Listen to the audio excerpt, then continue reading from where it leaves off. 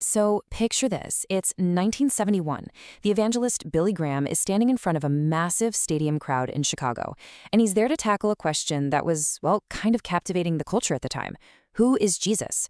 Let's break down exactly how he built his case piece by piece. And really, this one question was the whole point of his entire message, from start to finish. For Graham, this wasn't just some abstract theological idea. No, he saw it as the most urgent, most important question a person could ever face. What's so interesting is where he kicks things off. He doesn't start 2,000 years ago in Galilee. Nope. He starts right in the here and now, 1971. He makes this argument that his generation was, as he put it, hung up on Jesus, whether they realized it or not. And he said the proof was all around them. And wow, does this show you what he meant? He points to these huge cultural moments.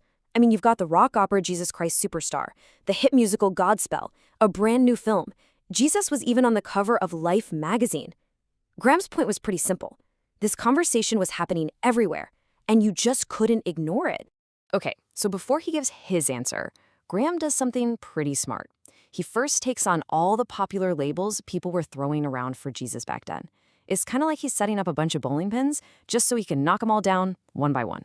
First up, what about this idea of Jesus the political revolutionary? That was a really popular thought back then, but Graham pushed back on it hard. He said, look, the crowd started to drift away once they figured out he was talking about a spiritual kingdom, not some big military uprising against Rome. And his proof? That famous line, give to Caesar what belongs to Caesar. All right, next idea. Was Jesus some kind of establishment man? A guy propping up the status quo? Graham shot that down too. He was really clear that Jesus wasn't there to build some earthly institution or to be the foundation for Western culture. The kingdom he was talking about, Graham said it was eternal, totally separate from any human organization or government bureaucracy. And then, of course, he had to talk about a very, very 70s image, Jesus as the first hippie. And Graham kind of acknowledges the comparison for a second, but then he pivots to make a much bigger theological point. He says, hey, there's a reason we don't have any actual pictures of Jesus, right? It's so that people would worship God in spirit, not get hung up on a physical image. So once he's cleared the deck of all those what he calls misconceptions, Graham finally gets to the absolute heart of his message. This is the big shift, right? Moving away from who Jesus wasn't to who Graham says he definitively was. And the whole foundation for his argument really boils down to this one big theological concept, the incarnation. It's the idea, pulled from the Bible, that the eternal God actually became fully human, that the Word was made flesh. So we're not just talking about a great teacher or a good man here. Graham is arguing for something way, way more profound. And this quote, this is the bullseye. This is what Graham builds his whole case around. The moment when Jesus asks his followers, who do you say I am? And the disciple Peter gives this answer.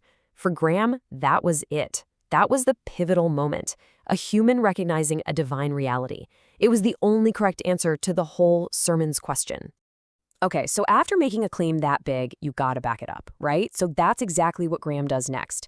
He starts presenting his evidence, breaking it down into 4 specific areas where he says Jesus showed a kind of authority that no ordinary person could ever have. He just rattles them off. First, authority over sin. Jesus actually forgave people directly, something Graham points out prophets never did. Then, authority over nature, calming a raging storm with just a command. Authority over disease, making the blind see and the deaf hear. And finally, authority over demons. For Graham, these weren't just miracles. They were proofs of identity. But all of that was just the buildup. It all leads to what Graham called the ultimate, the non-negotiable proof, the resurrection. And he was absolutely emphatic about this. He said, look, the death on the cross is crucial, but without the resurrection, the claim that he rose from the dead, well, in his words, you don't have any gospel. It was the cornerstone of the entire thing. And that brings us right to the end of the sermon. See, Graham wasn't just giving a history lesson here. Not at all. He was laying out a case, like a lawyer in a courtroom, and he believed it demanded a verdict from every single person listening. This is where he delivers his final point, framing it as this famous trilemma. He argued that if Jesus really claimed to be God, then you've only got 3 logical possibilities. 1, he was a liar, deliberately fooling everyone. 2, he was a lunatic, tragically self-deceived. Or, the third option, he was telling the truth, and he was exactly who he claimed to be. Now, Grant was honest about it.